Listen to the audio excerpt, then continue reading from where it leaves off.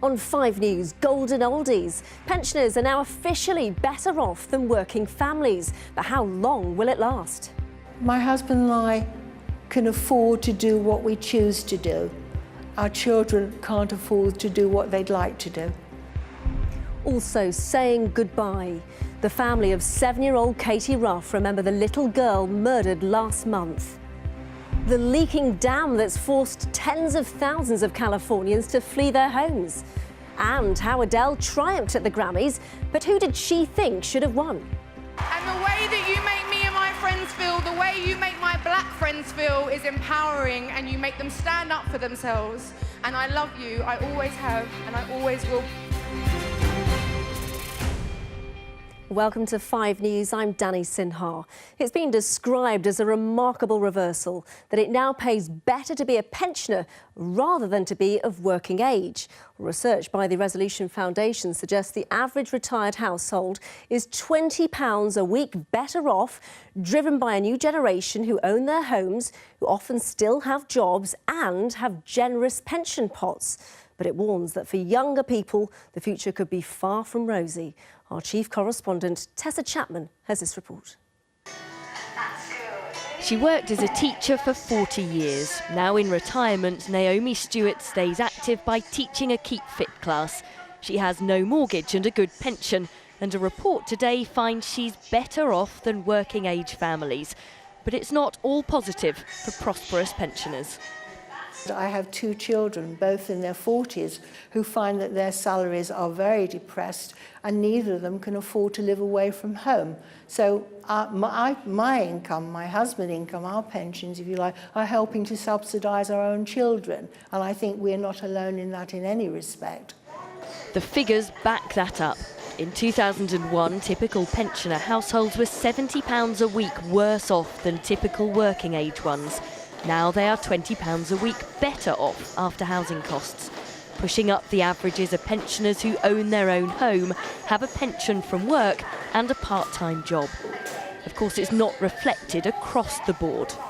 Sadly, not everybody's doing really well. We know that there's 1.6 million pensioners who are living in poverty and many with not very much more. And if you're trying to manage just on the state pension and other benefits, then it can be really difficult meeting bills and getting by on a day-to-day basis. And things are only getting more difficult for the next generation of retirees, like head teacher James. He knows he should plan for the future, but paying the bills comes first. I don't have a pension because I've opted out of it currently, purely because I can't afford that deduction from my salary. A lot of financial advisors will be shaking their heads at me, and my dad's probably quite concerned about it too, but at the moment that's just the reality I have. Back with our Keep Fitters, and they're discussing the issue over lunch with one common theme. I'm trying not to spend money because I want it to go to my children and grandchildren. It's harder to feel happy about being better off when the next generation isn't prospering too. Tessa Chapman, 5 News. Hundreds of people have attended the funeral of a 7-year-old girl who was killed close to her home in York. Katie Ruff was found seriously injured in a playing field in Woodthorpe last month. A 15-year-old girl has been charged with her murder. Well, at York Minster today, Katie's parents asked mourners to bring a colourful twist to a very special service for her. Peter Lane was there. A horse-drawn carriage brought Katie Ruff's body through the streets of York to the Minster.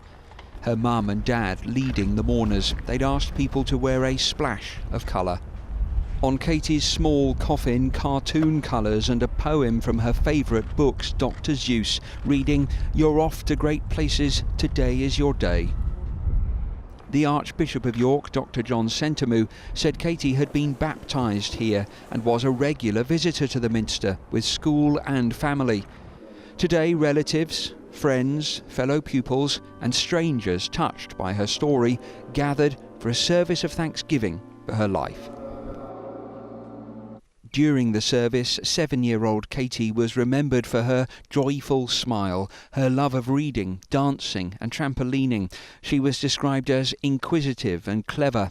Her family said they were trying to focus not on her loss, but on the happiness she gave them.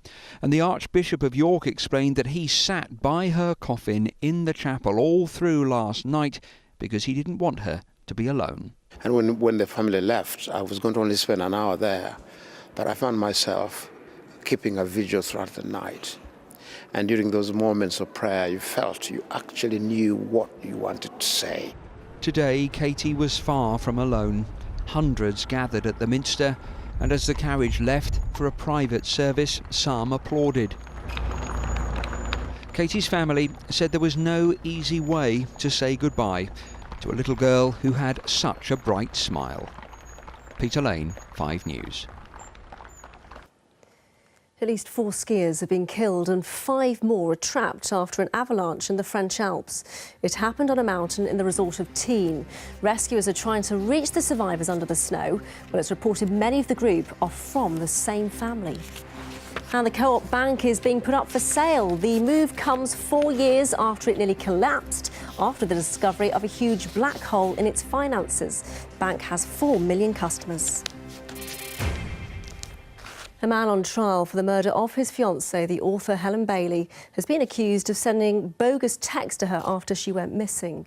The prosecutor said Ian Stewart sent the messages to cover up his role in her disappearance. They say he invented a story that she'd been kidnapped by 2 men, and today 2 men said to resemble them were presented in court. Dominic Reynolds reports. In the days after his famous fiancée disappeared, Ian Stewart sent her a series of texts saying he loved her and asking her to come home. But those messages were a cover written for the eyes of police and not for Helen Bailey, it was suggested today. Ian Stewart was accused of playing the role of a doting partner when it's claimed in fact he'd murdered and buried Helen Bailey in the well under their garage. Stuart Trimmer QC said anyone looking at these would get the impression of someone whose lover had disappeared and you were expressing your love to her. If she was never found, if she remained in the bottom of that cesspit for years, all we know is that she had gone away and you had tried your best. But Ian Stewart said that wasn't true. The prosecution also argued that he has made up 2 men who he says were responsible for killing the author and hiding her remains. He says the men were called Nick and Joe. Prosecutor Stuart Trimmer said that not only had Ian Stewart made up Nick and Joe, but he'd based his descriptions of these 2 men on 2 real people called Nick and Joe who he knew from his home in Bassingbourn. Briefly, these 2 men were brought into court, shown to the jury and then ushered out. 56-year-old Stewart denied he was keeping real people in mind to help keep his story consistent. He was questioned at length as to why, even after Helen's body had been found, he didn't tell police about Joe and Nick, or even mention them for 6 months. He said his mind was totally messed, and he wasn't thinking straight. Ian Stewart denies 6 charges, including the murder of Helen Bailey. Dominic Reynolds, 5 News, at St Albans Crown Court. Now, in just 10 days' time, we'll get an indication of the nation's political mood after Brexit. A by-election is taking place in Stoke-on-Trent and the battle is expected to be incredibly close. It's been a Labour stronghold for generations, but in the European referendum, it was overwhelmingly in favour of leaving the European Union. Now, though, UKIP believe they're the party to represent the people there, and their new leader, Paul Nuttall, is their candidate. Our political editor, Andy Bell, has been along to gauge opinion. It's not quite what it was, but there is still a potteries industry in Stoke-on-Trent. And here, they even made us our own mug for arguably the most important by-election since Britain left the European Union. Trevor is worried about the NHS and whether too much immigration is putting it under strain. I think it's unfair for people who paid into the system for 30 years and then people who are coming in and taking it off the system without putting in and pushing people further down the list of those that have paid. UKIP think the Labour hold here is there to be broken, but not everyone likes the sound of that.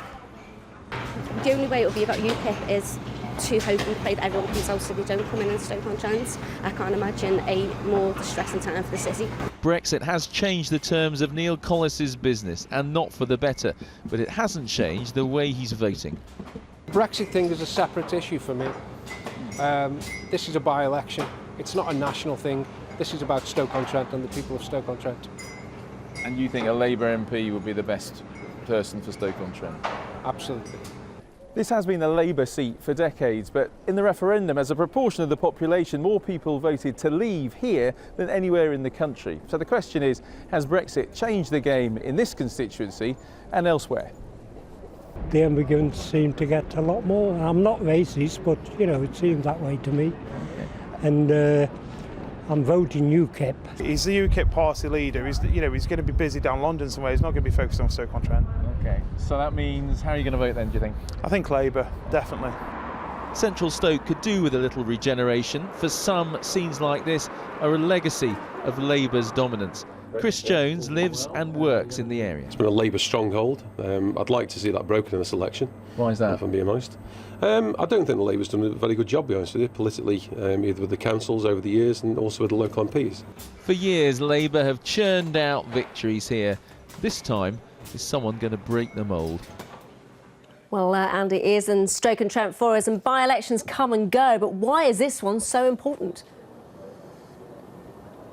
Because, Danny, people are going to be looking for evidence here to see if things really are changing in constituencies like this one. We were out earlier and we bumped into people who were leafleting for UKIP, and they said if they could find people who said they didn't vote in the general election but they did vote in the referendum, if they could mobilise enough of those people, then they could really break Labour's hold, they felt, here in this by-election. Of course, for Jeremy Corbyn, it's the opposite. He wants to show that Labour, under his leadership, is not on the retreat in the Midlands and the north of England. Now, of course, the Conservatives, the Liberal Democrats are also trying to win here, but the focus is really all about that battle between UKIP and Labour. Andy, thank you very much. And here is the full list of candidates standing in the Stoke Central by-election.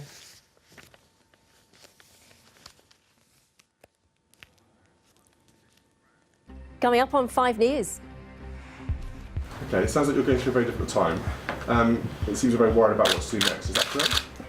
Helping the homeless. Prince William launches a helpline for young people. Plus, I'm sorry for swearing and I'm sorry for starting again. Can we please start it again? I'm sorry, I can't mess this up for him. I'm sorry. Adele fluffs a tribute to George Michael, but is still Queen of the Grammys. We'll see you after the break.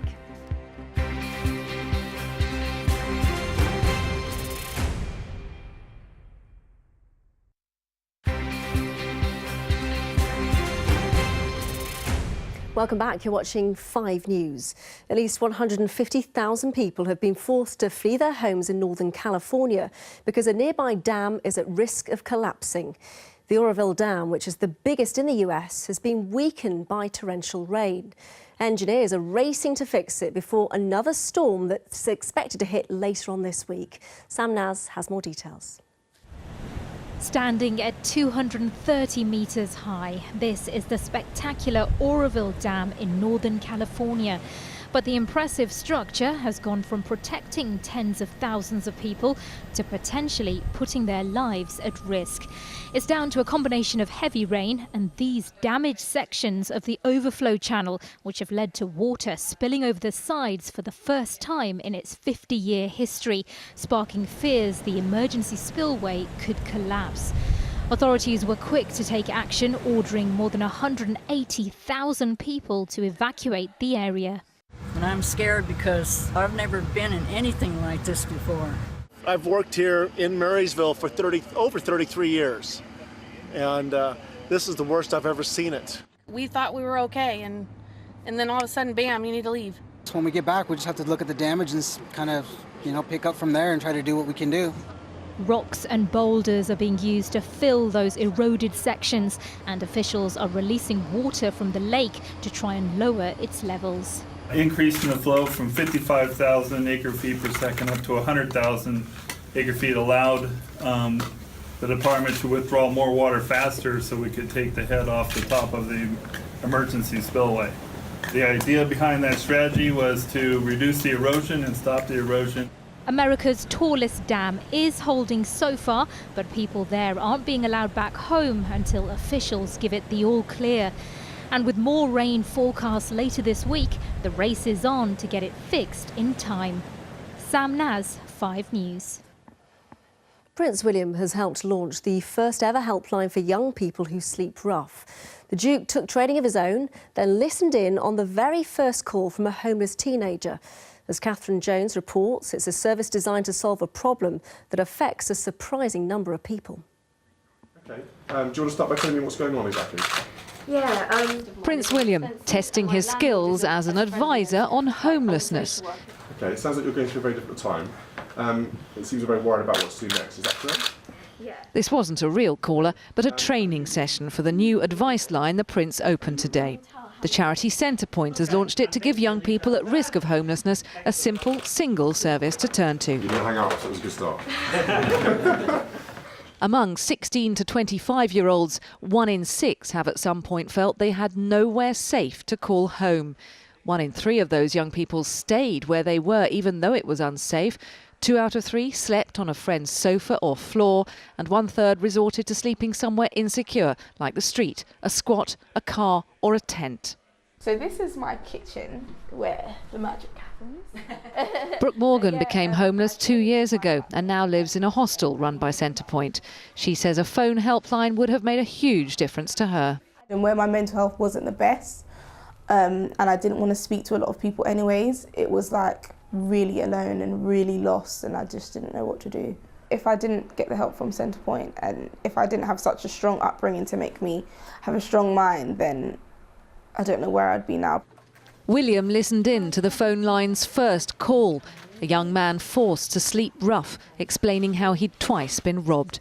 The hope is that by giving advice about services, the helpline will prevent that happening.